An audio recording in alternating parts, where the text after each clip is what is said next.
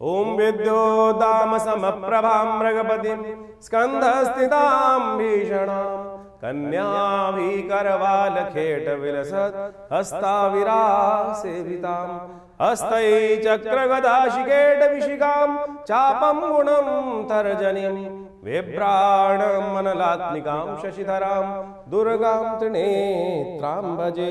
नमस्कार, स्वागत है आपका आचार्य वाणी में। मैं आचार्य डॉक्टर विक्रमादित्य आपके साथ हूं और आज का विषय हमारा है मीन राशि वालों के लिए ग्रहों का योगायोग जनवरी के अंतिम काल में कैसा पड़ने वाला है।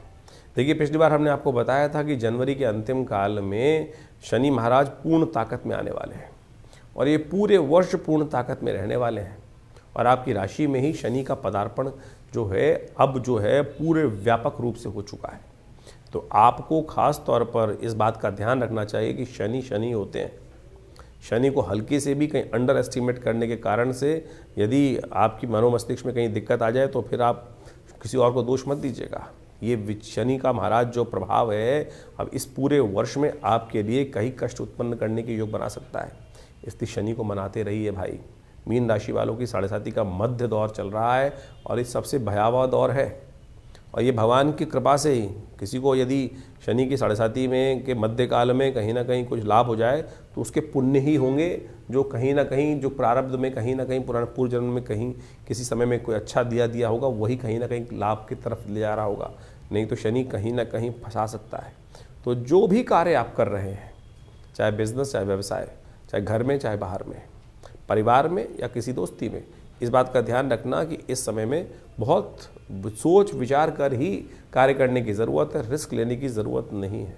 ग्रह नक्षत्रों के दृष्टिकोण समझें। इस वक्त जो 5 ग्रह हैं वो अस्त चल रहे हैं और शनि का पूरा स्वरूप जो है वो कहीं ना कहीं आपके जो जीवन में पूरा अपना प्रभाव उत्पन्न करने के लिए तैयार हो गया है, चाहे पारिवारिक लाइफ हो चाहे वो बिजनेस हो। तो ऐसे में थोड़ा ध्यान रखते हुए कार्य करने की ज़रूरत है। उपाय बहुत हैं कष्टों को दूर करने के लिए। हनुमान जी का ही एक सहारा ले लीजिए। बहुत सारे उपाय हैं, वो सब हम आपको बताएंगे। गुप्त नवरात्रि चल रही है, उसमें माँ भगवती की इशारा मिल जाए तो अभी हमने आपको कहा कि भगवती के भगवान की कृपा से ही समस्त कष्टों को दूर करने के सुंदर योग बन जाते हैं। तो इसलिए ज्योतिष को हमें सही समझ चलना चाहिए। और ऐसे में यदि हम बुद्धि युक्त तरीके से कार्य करें, अज्ञानता से कार्य ना करें कुछ भी, और अज्ञान जो है वही आपको बचा सकता है और अज्ञानता ही फंसा सकती है। इस बात का हमको ध्यान रखते हुए कार्य करने की ज़रूरत है। सिलसिलेवार तरीके समझ लीजिए। दिन पर दिन ग्रहों का जो परिवर्तन होगा वो आप पर कहाँ अच्छा कहाँ थोड़ा सा कष्ट के योग बनाएगा। कौन से रास्ते आपको पकड़ लेने चाहिए, पौराणिक ज्योतिष में कहाँ किस व्यक्ति के जीवन में कष्ट आया और उसने कौन से दिन कौन सा उपाय किया, वो भी हम आपको सिलसिलेवार तरीके समझाएंगे, शुद्ध पंचांग के तरीके से। ऐसे नहीं कपोल कल्पित किसी ने कह दिया कि भैया ये छोटा सा टोटका कर लो, इससे सब ठीक हो जाएगा। टोटके जो हैं वो केवल कपोल कल्पित कल्पनाओं के अनुसार से आज ज्योतिष के दृष्टिकोण से बताए जाते हैं। ग्रहों की गणना और पौराणिक ज्योतिष के अनुसार से आपको अच्छे से समझ लेना चाहिए कहाँ कौन से दिन कौन से उपाय की आवश्यकता है, कौन से रास्ते की आवश्यकता है। पहले बात कर लेते हैं 21 तारीख की। 21 जनवरी के दिन तृतीया तिथि विद्यमान है, बुधवार का अवसर है और आपकी राशि के दृष्टिकोण से हम समझें तो योग जो बन रहा है वो अच्छा भी है, थोड़ा भारी भी है। कीर्ति का योग बनता दिखाई दे रहा है, लेकिन आपके लिए थोड़ा जो है उसकी कॉस्ट थोड़ी ज़्यादा होती दिखाई दे रही है। यानी ध्यान रखना, धन आने के लिए जो उम्मीद से ज़्यादा बाहर खर्चा करने की तरफ जा रहे हो वो थोड़ा कहीं ना कहीं कष्ट भी दे सकता है। इस समय में बहुत सावधानी के साथ कार्य करने की ज़रूरत है।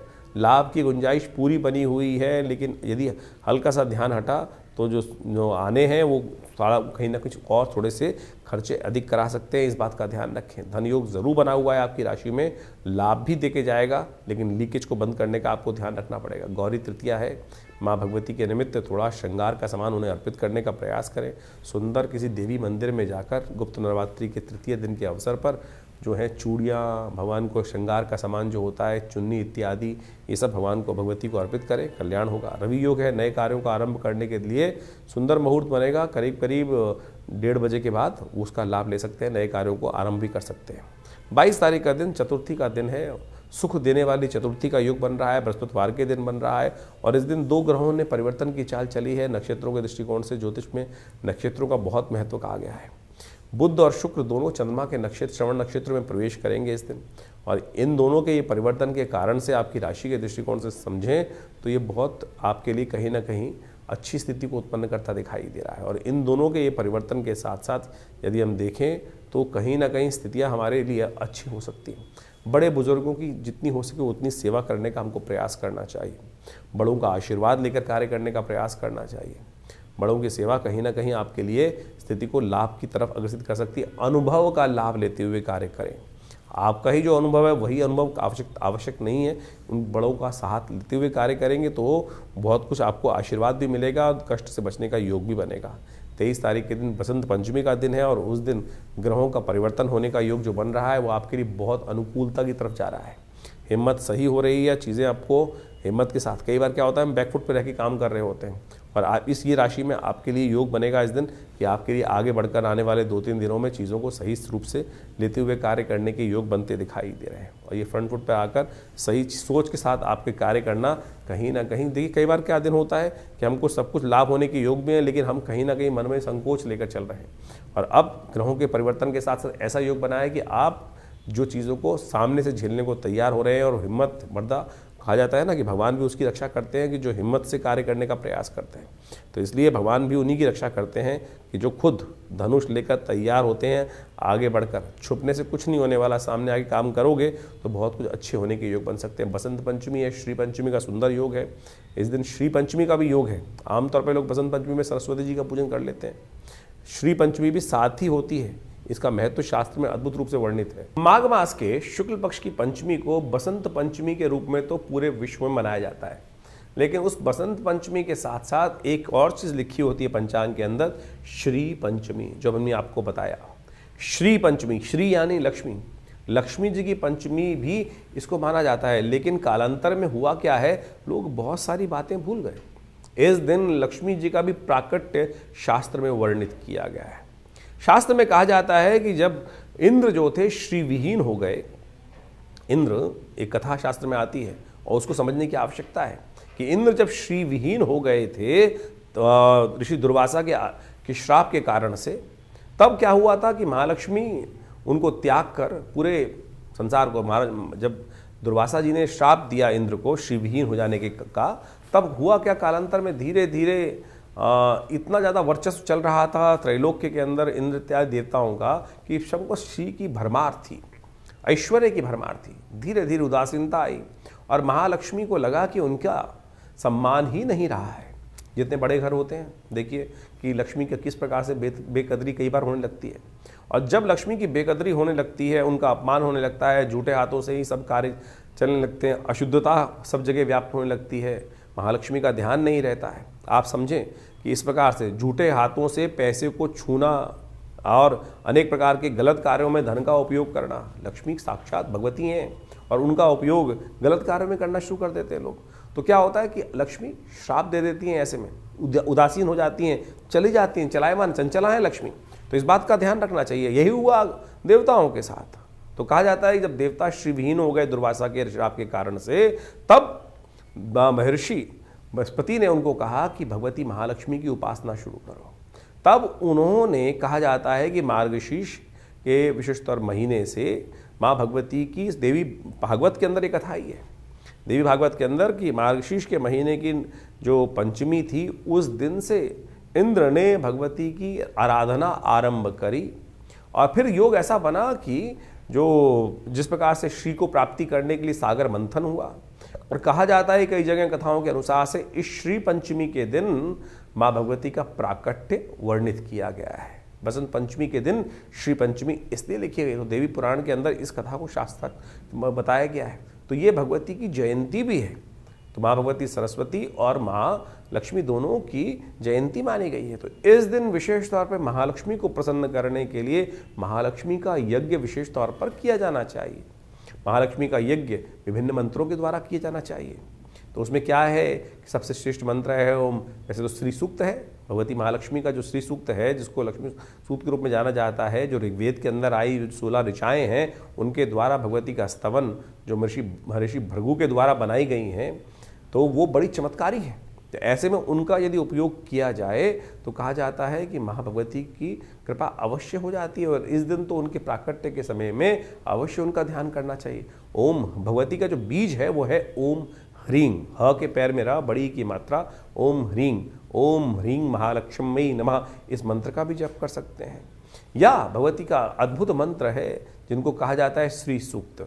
ओम हिरण्यवर्णाम हरणीं सुवर्ण रजत सृजाम चंद्राम हिरण्मयीं लक्ष्मीं जातवेदो माव ताम आव जातवेदो लक्ष्मी मनमगामिनीं यस्याम हिरण्यम विंदेयम गामश्वम पुरुषानहम अश्वपूर्वम। तो इस प्रकार से 16 मंत्र भगवती के हैं। और यदि इस दिन बसंत पंचमी के दिन आप श्रद्धा के साथ घी के द्वारा, कमल के गट्टों के, कमल के जो बीज कमल गट्टे होते हैं उनके द्वारा, मखानों के द्वारा, या विशेष तौर पर आप माने चंदन की और बिल्व की औषधि के द्वारा, बिल्व के फल के जो विशेष तौर पर उसका अंदर का जो गिरी है उसको कूट कर उसके द्वारा उस जो पाउडर बन जाएगा उसके द्वारा यदि माँ भगवती का यज्ञ किया जाए तो कहा जाता है महालक्ष्मी की प्रसन्नता का अद्भुत योग बनता है। तो ऐसे में इस शुभ दिवस पर आपको अवश्य महालक्ष्मी का स्तवन भी करना चाहिए। भगवती महासरस्वती जी का भी स्तवन इस दिन शास्त्र में कहा गया है। तो आप अवश्य माँ भगवती जो दुर्गा सप्तशती के 5वें अध्याय में भी उन तीनों में कोई भेद नहीं है। महालक्ष्मी, महासरस्वती, महाकाली तीनों एक ही स्वरूप से है।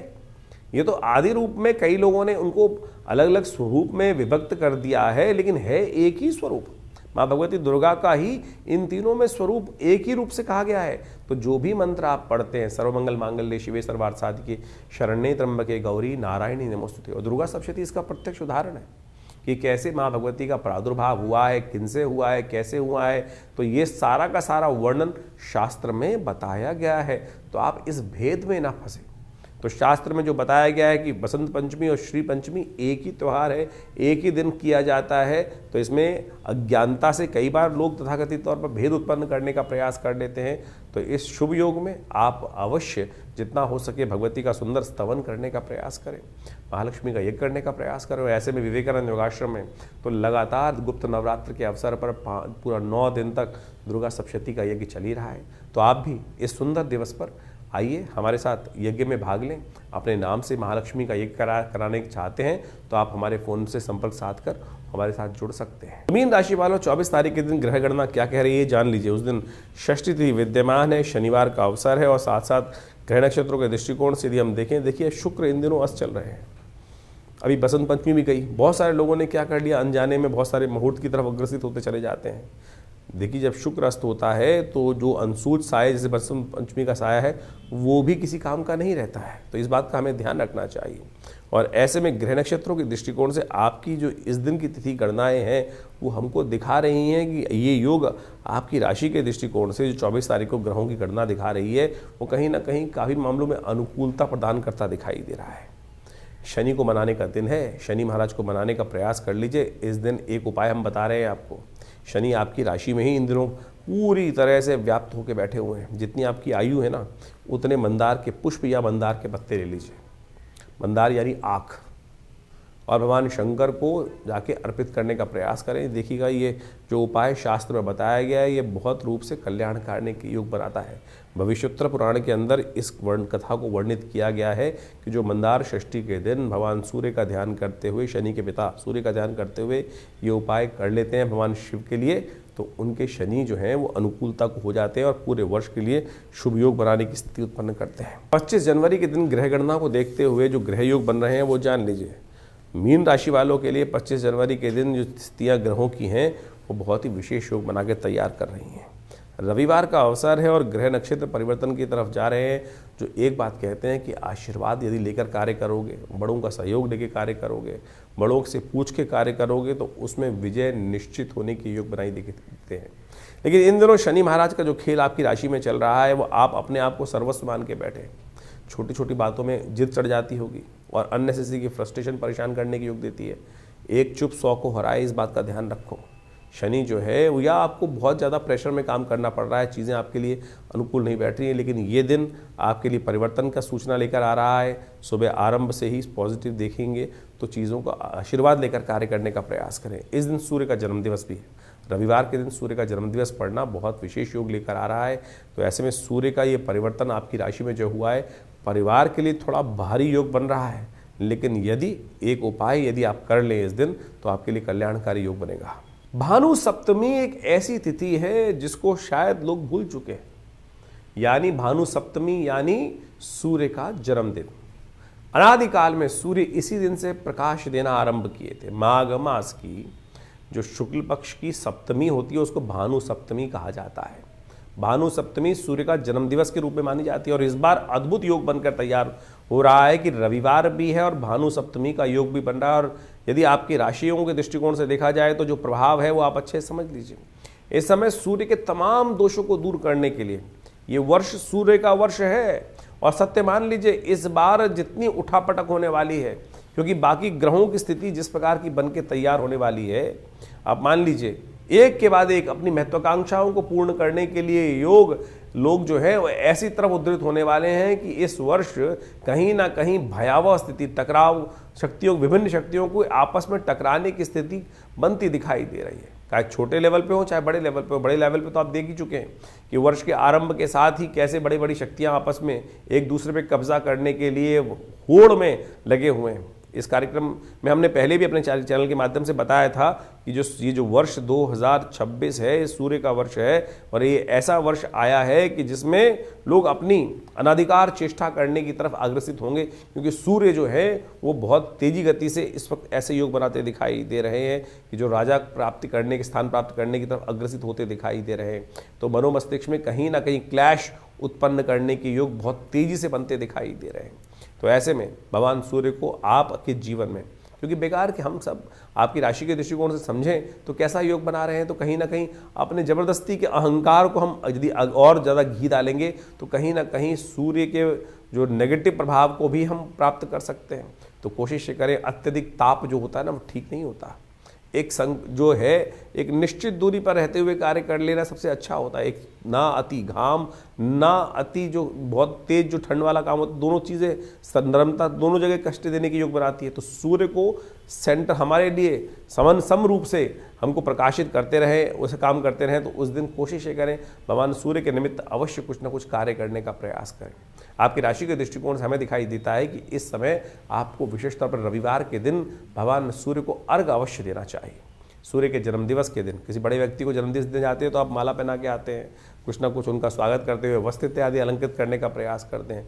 तो सूर्य के जन्मदिवस पर कोशिश ये करें जब सूर्य उदित हो रहे हों उस समय एक तांबे के लोटे में थोड़ा सा रोली डालकर और एक पीला पुष्प डालकर और जल लेकर और दोनों हाथ सिर के ऊपर से रखकर इस प्रकार से भगवान सूर्य के का ध्यान दर्शन करते हुए ओम घृणी सूर्य आदित्याय नमः, ओम सूर्याय नमः, ओम भास्कराय नमः, या जो मंत्र है ओम अहि सूर्य सहस्त्रांशो तेजो राशि जगतपते अनुकंपय माम भक्त्या गणर्घम दिवाकर। तो इस प्रकार से भगवान सूर्य का मनी मन गायत्री मंत्र का जप करते हुए भगवान सूर्य को अर्घ दें, उनका तेज का ध्यान करें और उस ओज को अपने अंदर भी ग्रहण करने का प्रयास करें। इतना छोटा सा कार्य है। यदि इसके साथ साथ गायत्री यज्ञ कर सकें, अन्न इत्यादि का गेहूँ इत्यादि का दान कर सकें, ये भी सूर्य से ही संबंध बहुत श्रेष्ठ उपाय हैं। इनको आप करें तो आपके लिए कल्याणकारी योग बनेंगे बहुत सुंदर रूप से। इस दिन नमक का दान करना भी श्रेष्ठ दिखाई देता है। रविवार का अवसर है तो विशेष तौर पे यज्ञ आश्रम पे रहता ही है हर रोज़ की तरह। तो हमने रविवार के दिन विशेष यज्ञ को सूर्य ग्रह शांति महायज्ञ, नवग्रह शांति महायज्ञ के रूप में रखा है। तो उस दिन भगवान सूर्य की प्रसन्नता के लिए विभिन्न प्रकार के मंत्रों से यज्ञ किया जाएगा और साथ साथ आदित्य स्तोत्र का पाठ किया जाएगा। आप उस यज्ञ में सम्मिलित होकर, जो विवेकानंद योगाश्रम में रविवार को सुबह 8 बजे से आरंभ होकर करीब 11 बजे तक कार्यक्रम चलेगा। भगवान सूर्य की विभिन्न कथाओं के माध्यम से भगवान सूर्य के निमित्त विभिन्न प्रकार के यज्ञ इत्यादि मंत्र इत्यादि के द्वारा यज्ञ में आहुतियाँ देकर भगवान सूर्य के तमाम कष्टों को दूर करने के लिए, जब सूर्य श्रेष्ठ नहीं होता तो बहुत सारी समस्याएं देता है कुंडली के अंदर। जब सूर्य खराब चल रहे होते हैं तो स्किन डिसीज, हड्डियाँ संबंधी समस्याएँ, या आपके लिए हार लगातार हो जा रही जीवन में, तो समझ लीजिए कहीं ना कहीं सूर्य ठीक नहीं है। बहुत ओवर एम्बिशियस आदमी है वो भी सूर्य के कहीं ना कहीं जो सेल्फ कॉन्फिडेंस व्यक्ति लूज कर चुका है और कीर्ति प्राप्त हो ही नहीं रही है। कीर्ति का संबंध भी सूर्य के साथ होता है, आत्मा का संबंध भी सूर्य के साथ ही है। तो जितने डिप्रेशन की बहुत सारी बीमारियां हैं, बहुत सारे लोग केवल चंद्रमा से जोड़ते हैं उसको, लेकिन यदि सूर्य बलहीन है कुंडली के अंदर, या पापग्रह युक्त है, या अच्छी अवस्था में नहीं है, या नवांश में अच्छी अवस्थाओं में नहीं है, ग्रह खराब ग्रहों के साथ बैठा हुआ है, तो इस प्रकार की समस्याएं उत्पन्न करने का योग दे देता है। अब है तो है, जो योग है उसको ठीक कैसे किया जाए, तो ऐसे शुभ मुहूर्त जो आ जाते हैं उस समय में हमको इनके छोटे छोटे निदान जो हैं वो कर हम बहुत बड़ा लाभ अपने जीवन में प्राप्त कर सकते हैं। तो इसलिए हमने ये सारा रहस्य आपके समक्ष रखा है। उपाय बहुत सरल है, बहुत सीधा साधा है। हींग लगे ना फिट करे, रंग चौका हुआ, कोई बहुत पैसे खर्च करने की ज़रूरत नहीं है। लोग लाखों रुपए के कुछ ना कुछ, कोई माणिक के पहनने के लिए खर्चा कर देता है, कोई सोने की अंगूठियाँ पहनने के लिए खर्च कर देता है, कोई लाखों रुपए के दान करने की व्यवस्था कर देता है। तो सीधा सरल तरीका है, भगवान के मन दिव्य से उनको अर्घ दीजिए, यज्ञ में बैठिए। हमारे आश्रम में रविवार वाले कार्यक्रम में कोई धन नहीं लिया जाता। बहुत सारे लोग कहते हैं कि कोई मेंबरशिप फीस, किसी प्रकार भी कोई खर्चा नहीं है। आप आएँ, चाहें तो बैठ के हमारे साथ उस कार्यक्रम में भाग लें। माँ भगवती आपकी समस्त मनोकामनाएं सिद्धि करें। तो ऐसे में तो बड़ा सुंदर योग बना हुआ है। सप्तमी का, गुप्त नवरात्रि में सप्तमी का योग भी है और साथ साथ गुप्त नवरात्रि का यज्ञ भी चल रहा है। तो आप इस कार्यक्रम में अवश्य भाग लेकर माँ भगवती की कृपा अपने जीवन में समस्त कष्टों को दूर करने के लिए अपना सकते हैं। मीन राशि वालों के लिए 26 जनवरी का दिन ग्रह गणना कैसी रहेंगी वो जान लीजिए। आरंभ थोड़ा सा हल्का दिखाई देता है, ग्रह थोड़े से भारी हैं, नए कार्यों को आरंभ करने से थोड़ा बचना चाहिए। लेकिन आगे चलकर स्थितियां जो हैं वो कहीं ना कहीं पुराने मित्रों से मुलाकात करने के योग बनाती दिखाई दे रही हैं। पुराने संपर्कों में कहीं ना कहीं स्थिति जो है वो आपके लिए कुछ ना कुछ रास्ते बनाते दिखाई दे रही हैं। इस दिन कोशिश ये करें, घर परिवार के साथ मिलकर बैठकर, पुराने दोस्तों के साथ मिलकर बैठकर नई चीज़ों को डिस्कस करने का प्रयास कीजिए। चीज़ें आपके लिए अनुकूलता की तरफ जाएंगी। 26 जनवरी आप सबको बहुत शुभ हो। माँ भगवती की कृपा आप सब पे विराजमान रहे। मीन राशि वालों के लिए 27 तारीख का दिन ग्रह गणना के अनुसार से क्या है जान लीजिए। नौमी तिथि मंगलवार का योग और गुप्त नवरात्रि का अंतिम दिवस मंगलवार के साथ ही योग पढ़ना ज्योतिषीय दृष्टिकोण से एक बहुत अद्भुत योग लेकर आता है। कहा जाता है कि जो माँ भगवती का इस दिन स्तवन कर लेता है उसके समस्त कष्ट दूर हो जाते हैं, क्योंकि जो 12वें अध्याय के अंदर भगवती ने सप्तशती में कहा है, सर्वा बाधा विनिर्मुक्तो धन धान्य सुतान्विता मनुष्य मत प्रसादिन भविष्यति न संशया। यानी इसमें माँ भगवती कृपा से कष्टों को दूर करने में कोई संशय है नहीं। ग्रह नक्षत्रों की गणना के अनुसार से यदि ग्रहों का खेल इस दिन देखा जाए तो आपकी राशि के दृष्टिकोण से एक परिवर्तन का योग दिखा रहा है। हिम्मत अच्छी है, पॉजिटिविटी के साथ कार्य करते दिखाई दे रहे हैं। और लेकिन ऐसा योग भी बन रहा है कि कुछ फालतू के काम आपके जिम्मे पड़ते दिखाई दे रहे हैं। थोड़ा सा टाइम को यूटिलाइज करते हुए कार्य करें। बेकार की चीज़ों में बहुत ज़्यादा समय बर्बाद होने के योग भी साथ साथ बनते दिखाई दे रहे हैं। कोशिश करें, हनुमान जी का सुंदर स्तवन करें, कल्याण होगा। 27 तारीख के दिन एक खास योग बन रहा है, वो आपको अच्छे समझ लेना चाहिए। इस दिन गुप्त नवरात्र की 9वीं तिथि है और साथ साथ मंगलवार का योग भी बन रहा है।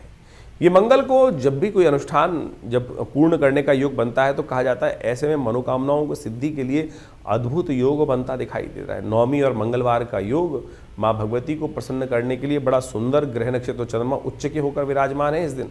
तो ये योग मनोकामना सिद्धि के लिए बड़ा अद्भुत शास्त्र के दृष्टिकोण से वर्णित किया गया है। हमने विवेकानंद योगाश्रम में जो 9 दिन से चल रहा गुप्त नवरात्रि का यज्ञ है, माँ भगवती का चंडी यज्ञ जो चल रहा है उसकी पूर्णाहुति की वेला रहेगी। और साथ साथ मंगलवार का सुंदर कांड का पाठ रखने का भी हमने सुंदर कार्यक्रम रखा है।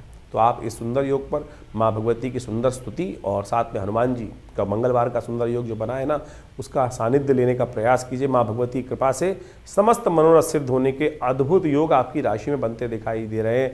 ध्यान रखिएगा, ये योग बहुत ही चमत्कारी है, बहुत ही मनोकामनाओं को सिद्ध पूर्ण करने वाला है। हमने 9 दिन तक जिस प्रकार से माँ भगवती की सुंदर आराधना करने का योग बनाया है, जो भगवती के विभिन्न यज्ञ 9 दिन तक सप्तशती के यज्ञ चले हैं, उसके साथ साथ अंतिम में भंडारा और साथ साथ माँ भगवती की सुंदर आरती और सुंदरकांड मंगलवार पढ़ने के कारण से जो हमारा रेगुलर सुंदरकांड चलता है शाम के समय, उसका एक भव्य कार्यक्रम विवेकानंद योगाश्रम में रखा गया है। आप सब सादर आमंत्रित हैं। इसी अवसर पर, 9वीं के अवसर पर कहा जाता है कि जो भगवती का दर्शन 9वीं के दिन करते हैं, और ये दुर्गा सप्तशती के अंदर स्वयं जो 12वां अध्याय वह वर्णित है, माँ भगवती दुर्गा उनकी मनोकामना सिद्ध कर देती हैं पूर्णता। और उसमें मंत्र आया है, सर्वा बाधा विनिर्मुक्तो धन धान्य सुतान्विता मनुष्यो मत प्रसादेन भविष्यति न संशया, कि ऐसे में कोई संशय नहीं है। तो आप सब सादर आमंत्रित हैं इस जो पूर्णाहुति का यज्ञ है इसमें भाग लेने के लिए। तो ये करीब करीब शाम के 5 बजे से कार्यक्रम आरंभ होकर जो करीब करीब रात्रि में 10 बजे तक चलेगा। आप सब सादर आमंत्रित हैं विवेकानंद योगाश्रम में इस नवरात्रि के साथ साथ सुंदरकांड के पाठ में माँ भगवती आपकी मनोरथ सिद्ध अवश्य करेंगी। मीन राशि वालों के लिए 28 तारीख की ग्रहों की गणना है, दशमी तिथि का विद्यमान है। उस दिन बुधवार का योग चल रहा है और सबसे बड़ा एक परिवर्तन होने के योग ये बन रहे हैं कि मंगल महाराज आपकी राशि में जो परिवर्तन की स्थिति भागते चले जा रहे हैं, सूर्य के साथ बिल्कुल साथ साथ गति बना रहे हैं और पिछले 3 महीने से लगातार अस्त चल रहे हैं। अभी आने वाले 2 महीने तक और अस्त है, लेकिन इस दिन चंद्रमा के नक्षत्र में, श्रवण नक्षत्र में इनका प्रवेश हो जाना वो कहीं ना कहीं थोड़ी सी मंगल को शक्ति देने का रास्ता बनाएगा। और ऐसे में आपकी राशि के दृष्टिकोण से मंगल को शक्ति प्राप्त होने से भाग्य से बहुत सारी चीज़ों में कहीं ना कहीं लाभ होने के रास्ते खुलते दिखाई दे रहे हैं। और अब शास्त्र में कहा गया कि जब भाग्य से रास्ते मिलने तैयार होते हैं तो कहीं ना कहीं थोड़ा सा कोई रास्ता बन जाता है तो वह कहीं ना कहीं मन को सुकून देने का रास्ता ही बनाता है। लेकिन कोशिश ये करें परिवार में थोड़ा शांति बनाए रखने का प्रयास करें। छोटी छोटी बातों में अननेसेसरी का जो है बलवा करने से कहीं ना कहीं कष्ट हो सकता है। इस वक्त थोड़ा सा अपने आप को शांत भाव से चीज़ों को समझकर तब अपना सजेशन लोगों को देने का प्रयास करना चाहिए, नहीं तो थोड़ी सी झिझक होने के योग, झीक होने के योग कहीं ना कहीं बढ़ते दिखाई दे रहे हैं। समस्त कष्टों को दूर करने के लिए भगवान गणेश के मंदिर में जाकर दूर्वा अर्पित करना अच्छा रहेगा आपकी राशि के दृष्टिकोण से। 29 तारीख का दिन ग्रह नक्षत्रों के दृष्टिकोण से क्या कह रहा है जान लीजिए। 29 तारीख को ग्रह गणना दिखा रही है जया एकादशी का योग। उस दिन जो ग्रहों का साथ में योग है, एकादशी और बृहस्पतिवार का योग बन रहा है और आपकी राशि में कीर्ति योग बनकर तैयार हो रहा है। बृहस्पति के बिल्कुल साथ में बैठ के चंद्रमा ने एक बहुत सुंदर योग आपकी राशि में बनाकर तैयार कर दिया है, जो आने वाले 3-4 दिन तक आपके लिए कई प्रकार से लाभ देने के रास्ते खुलता दिखाई दे रहा है। अब इसका लाभ आपको लेने का पूरा प्रयास करना चाहिए, मीठी मीठी बातों में नहीं, थोड़ा सा स्ट्रॉन्ग डिसीजन लेने का योग बनता दिखाई दे रहा है। जय एकादशी है, भगवान विष्णु का सुंदर स्तवन कीजिए, उनका पूजन कीजिए, उन पर तुलसी दल अर्पित कीजिए, पंचचरणामृत ग्रहण कर कार्य को आगे बढ़ाने का प्रयास करें। भगवान विष्णु की कृपा से बहुत सारी चीज़ों को ठीक करने में आपको लाभ प्राप्त होगा। हो सके तो शारीरिक तौर पे दौर्बल्य को दूर करने के लिए इस दिन भगवान विष्णु के ओम नमो नारायणाय इस मंत्र का जप करते हुए व्रत भी करने का प्रयास करना चाहिए, क्योंकि कहा जाता है कि समस्त कष्टों को दूर करने के लिए इस कलिकाल में, कलयुग में एकादशी का व्रत सबसे श्रेष्ठ माना जाता है। रवि योग है, नए कार्यों को आरंभ करने के लिए दिन अच्छा दिखाई देता है। 30 तारीख की ग्रह गणना विशेष तौर पर मीन राशि वालों के लिए जो दिखा रही है वो दिखा रही है एक नया आशीर्वाद का योग। इस दिन जो कीर्ति योग आपकी राशि में बना हुआ है वो फलीभूत होने के योग अवश्य बन सकते हैं। नए चीज़ों से आपको लाभ प्राप्ति के योग बन सकते हैं। नया विचार चाहिए, पुराने ढेरे में कार्य करने के लिए नए विचार के साथ कार्य करने की ज़रूरत है। यदि नए विचार के साथ आप आगे बढ़ने का प्रयास करोगे तो आपके लिए बहुत शुभ होगा। शुक्रवार का दिन है, त्रयोदशी तिथि साथ में विद्यमान है, शुक्र प्रदोष, लक्ष्मी प्रदोष का योग बना हुआ है। ऐसे में शास्त्र में कहा जाता है, यदि आप स्कंद पुराण उठा के देखें तो उसमें वर्णित किया गया है कि भगवान शंकर का प्रदोष काल में पूजन कर लेने से, सुगंधि से भगवान का अभिषेक कर लेने से, इत्र से भगवान का अभिषेक कर लेने से महालक्ष्मी की सुंदर कृपा बन जाती है प्रदोष काल में ये उपाय कर लेने से। और अभी आपके लिए कीर्ति योग का पूरा 1 दिन बाकी है, तो उसको पूरी तरह से इस्तेमाल करने के लिए छोटा सा उपाय करने का प्रयास कीजिए, चीज़ें आपके पॉजिटिव होने के योग बनेंगी। शुक्र इस दिन से उदय हो रहे हैं जो आपके लिए बहुत बढ़िया रहेंगे, आपको अवश्य कुछ ना कुछ लाभ देने के रास्ते खुलते दिखाई दे रहे हैं। 31 तारीख का दिन त्रयोदशी के साथ शनिवार का योग बन रहा है।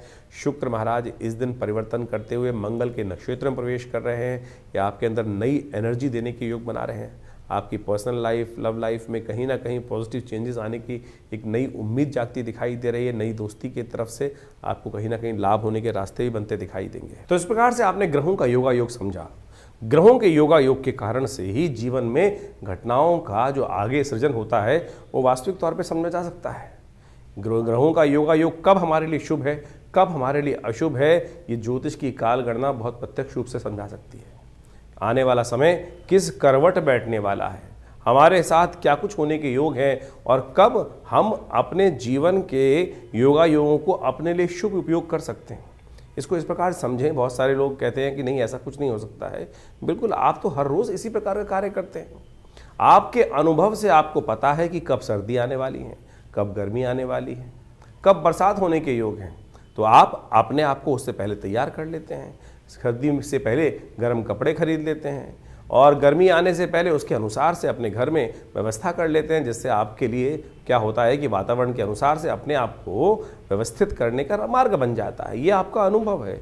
ज्योतिष भी वही है, उसकी और सूक्ष्म गणनाएं हैं कि किसके अनुसार से अप्रत्यक्ष रूप से क्या कुछ घटनाएं हमारे साथ होने वाली हैं और कैसे हम उसको अपने जीवन में रक्षात्मक तौर पे यूज़ कर सकते हैं। कब हमारे लिए लाभ का समय है और कब हमारे लिए समय कष्ट वाला है। जैसे किसी के लिए कभी जन्मपत्री में समय चल रहा होता है, कोई दशा महादशाएं अंतरदशाएं किस प्रकार की बन रही हैं, ढैयाएँ बन रही हैं, अशुभ योग बन रहे हैं, कभी शुभ योग बन रहे हैं, कब जीवन में भाग्योदय का योग बनने वाला है। तो उस समय में अगर मिट्टी में भी हाथ डालोगे तो सोना बन जाएगा, और समय खराब चल रहा हो और ऐसे में पता ना हो तो क्या होगा कि गलत जगह फंस जाएंगे। सोने में के हाथ यदि मिट्टी में डालेंगे और वो परिवर्तन किस प्रकार से हो जाएगा, राख में परिवर्तित हो जाएगा। तो यही जो समय की काल गणना का ज्ञान है, काल चक्र ज्योतिष विज्ञान के अनुसार से आप समय को प्रत्यक्ष रूप से समझ सकते हैं। तो इसलिए अपने मन मस्तिष्क को भ्रांति में ना रखें। बहुत सारे लोग तथाकथित तौर पर आप ज्योतिष के ऊपर कई प्रकार के प्रश्न चिन्ह खड़े करने के प्रयास करते हैं, और बहुत सारी अनेक व्यंग्यात्मक तौर पे बहुत सारी बातें चलती रहती है। हम भी देखते रहते हैं कभी कभी बहुत सारे लोग व्यंग्यात्मक तौर पे जिन्होंने मजाक उड़ाना है वो मजाक उड़ाते रहेंगे।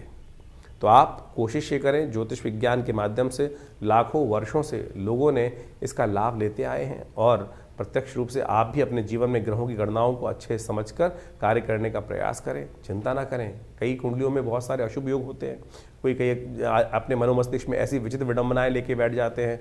अब क्या हुआ, किसी के बच्चे की कुंडली जन्म हुआ और वो मांगलिक निकला, या कोई और योग निकल आया, किसी कुंडली में अशुभ केमुद्रम योग निकल आया, और तो उसके कारण से बहुत सारी भयावह स्थिति बन जाती हैं। लेकिन यदि आपका ज्ञान सही है, ज्योतिष के अंदर कारण जान के निवारण के मार्ग भी तो जगह जगह समय समय समाधान जो है वो जगह जगह बताए गए हैं, और सत्य माने वो समाधान प्रत्यक्ष रूप से कार्य करते हैं। चाहे वो महामृत्युंजय मंत्र हो, चाहे वो लक्ष्मी प्राप्ति के मंत्र हो, चाहे वो विभिन्न प्रकार के अनुष्ठानित चीज़ों में किए जाने वाले प्रयोग हों, उनके द्वारा सब चीज़ें परिवर्तन करने का मार्ग बिल्कुल प्रत्यक्ष रूप से बन सकता है। सकल पदार्थ है जग माही, और एक बात समझ लें, कर्महीन पुरुष पावत नाही। तो इसलिए ऐसा कुछ नहीं है जिसको आप परिवर्तन की तरफ नहीं ले जा सकते। प्रयास की आवश्यकता है, सही दिशा में सोचने की आवश्यकता है, सही दिशा में कर्म करने की आवश्यकता है, सही दिशा को पकड़कर उस पर चलने की आवश्यकता है। तो ज्योतिष विज्ञान कभी भी किसी को भ्रांति में नहीं रखता है,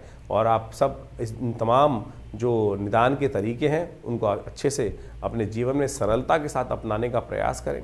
हमारा इस कार्यक्रम के माध्यम से आपके समक्ष जुड़ने का एक ही उद्देश्य रहता है कि पौराणिक ज्योतिष जो है, जो वो कथाओं के माध्यम से हमारे विभिन्न शास्त्रों में बताई गई हैं, योगा योग के माध्यम से विभिन्न शास्त्रों में बताई गई हैं, उन समस्त चीज़ों को आपके समक्ष रखें। और एक बात समझें, जो टोटकों के चक्कर में व्यक्ति फंसे रहते हैं ना, उसके कारण से नुकसान होने के योग बन जाते हैं। उनका कोई बेस नहीं होता है करना जो बिना किसी के तथ्यों के बहुत सारे टोटकों का आज की तारीख में जो प्रचलन सा हो गया है। हमारे विभिन्न प्रकार के तथाकथित तौर पर विद्वान जो उपस्थित हो जाते हैं, जो शास्त्र को मानते नहीं हैं और कुछ भी अनर्गल प्रलाप अपने कुछ बातों को करते रहते हैं। जैसे एक बहुत सारी बातें आजकल चलती हैं कि जो ग्रह आपका बहुत अच्छा हो उसका दान नहीं करना चाहिए। कहाँ लिखा है? सोच के दान देना चाहिए क्या? जिस प्रकार से अगर सोच के दान दे रहे हैं तो फिर तो दान का फ़ायदा ही नहीं है, फिर तो व्यवसाय हो गया। फिर वो व्यवसाय कर रहे हो तो फिर उस दान का फ़ायदा ही क्या है? तो इस प्रकार का आप समझें कि किसी कुंडली में किसी ने कहा जी बृहस्पति बहुत अच्छा है, आप बृहस्पति की चीज़ों का दान करना बंद कर दो। आपका शनि खराब है तो आप शनि की चीज़ों को दान कर दो। और उसको अगर आपने कोई ग्रह सबसे अच्छा है जिसकी वजह से आपकी कुंडली में पैसा आ रहा है, उसकी चीज़ों का आपने दान कर दिया तो आपके भी शुभ योग चले जाएंगे। शास्त्र में ऐसा कोई प्रमाण नहीं निकलता, ना मिलता है, ना बताया गया है, ना किसी ग्रंथ में लिखा है। ये केवल आज तथाकथित तौर पर कुछ जो अपने आप को ज्योतिष में एक स्टंटबाजी करने का प्रयास करते हैं, उनके द्वारा ऐसी भ्रांति उत्पन्न करने का प्रयास किया गया है। तो आपसे अनुरोध है कि आप इन सब की बातों को जहाँ जिसकी आवश्यकता है तो उसको आप करने का प्रयास करें, और तो उससे कल्याण होगा, रास्ते भी बनेंगे और जीवन में सुख भी पदार्पण करने के योग बनेंगे, पुण्य जागेंगे। पुण्य को जगाने का हम प्रयास करें। तो इसलिए जो जो हमारे शास्त्र के दृष्टिकोण से जो पुण्य पर्व आ रहे हैं, जैसे आपके समक्ष हम हमें समय बताते रहते हैं पंचांग के माध्यम से कि ये पुण्य पर्व है, इसके दिन इस दिन ये कार्य किया जाए तो बहुत सारे कष्ट निवारण का योग बन जाता है। तो वो अवश्य, और उसके लिए जो टेस्टिमनीज़ हैं वो हमारे पुरानी कथाओं के माध्यम से, शास्त्रों में, विभिन्न पुराणों में और विभिन्न ग्रंथों में टेस्टिमनीज के तौर पे कथा के माध्यम से बताई गई हैं। चाहे वो सत्यनारायण कथा ही बताई गई है। बहुत सारे लोग तो सत्यनारायण कथा को बड़े व्यंग्यात्मक तौर पे करते हैं कि वैसा हो गया, वैसा हो गया। अरे वो टेस्टिमनी है, घटी, तो उसके लिए उसको लिखित किया गया। ऐसे जीवन में घटना घटी कि एक नाम के स्मरण मात्र से, तो उसको आप व्यंग्यात्मक तौर पे लें। जब आपके साथ घटेगी तब आप प्रत्यक्ष रूप से समझेंगे, तब जाकर आपको पता चलेगा। एक से एक असंभव से असंभव बात होने वाली प्रकृति में घटनाएं घटती हैं और उसको लिखित किया गया है, शास्त्र में बताया गया है। तो इसको आप व्यंग्यात्मक तौर पे जो लोग समझने का प्रयास नहीं करते हैं, व्यंग उड़ाने का प्रयास करते हैं, वो उनकी मूर्खता है। तो हमारा आपसे अनुरोध है कि आप जो भी प्रश्न जानना चाहें चिंता ना करें, चाहे आपके मन में कैसी भी शंका हो, हमारे इस जो सोशल मीडिया अकाउंट है, हमारा जो चैनल का है, उसमें आप जाके लिख सकते हैं। हम आपको उनके प्रश्नों का निदान भी कोशिश करेंगे, प्रयास करेंगे। लेकिन बहुत सारे प्रश्न आते हैं तो उनके लिए बहुत सारी दिक्कत हो जाती है। तो हमने रविवार का दिन विवेकानंद योगाश्रम में रखा हुआ है। उस दिन फ्री कंसल्टेशन है, ओपन सेशन है। रविवार को सुबह 8 बजे से यज्ञ शुरू होता है और उस वक्त वहाँ पर बहुत यज्ञ इत्यादि, बहुत रामचरितमानस का स्वाध्याय और फिर एक जन प्रश्न का ये भी कार्यक्रम रहता है। जो भी आपके प्रश्न हो आश्रम में आकर हमसे जान सकते हैं। दिल्ली में विवेकानंद योगाश्रम लक्ष्मी नगर में स्थित है और आप सबको हम सादर आमंत्रित करते हैं। माँ भगवती का दर्शन करें। दिव्य प्रतिमा माँ भगवती की विद्यमान है और जो जो मन में जीवन में आकांक्षाएं हों, कष्ट हों, उनको दूर करने के लिए आप माँ भगवती के सानिध्य में यज्ञ करें। अभी तो जैसे इन दिनों नवरात्र का सुंदर पर्व चल रहा है, तो आप उन सब में आकर भगवती के सानिध्य में यज्ञ में बैठ सकते हैं, मनोकामना सिद्धि के लिए प्रयोग कर सकते हैं। हमने देखा है कि जो भी लोग उस यज्ञ में आके बैठते हैं, माँ भगवती की कृपा से उनके कष्ट अद्भुत प्रकार से दूर होते हैं।